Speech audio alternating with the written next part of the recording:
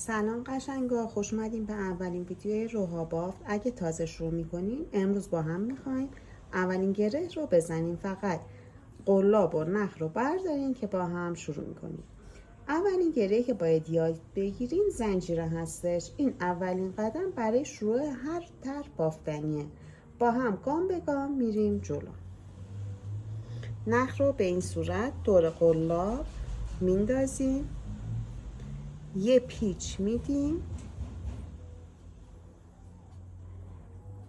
نخ رو از داخل این حلقه رد میکنیم، سفت میکنیم.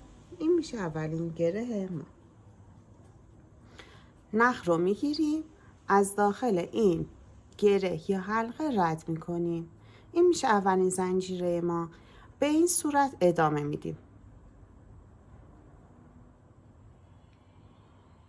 این حلقه، نخ رو میگیریم، از داخل حلقه یا زنجیره رد میکنیم. اگه برای بار اول زنجیرتون شل یا سفت شد اصلا نگران نباشین. به مرور زمان دستتون میاد که چقدر نخ یا قلاب رو بکشین که زنجیرتون همسان در بیاد. زنجیره بافی اولین پایه برای شروع هر پروژه‌ایه. امروز من و شما با هم زنجیره رو یاد گرفتیم و تو جلسه های بعد، تو ویدیوهای بعد انواع پایه ها رو یاد میگیریم که انشالله با هم موتیف های خوشگلمون رو شروع کنیم.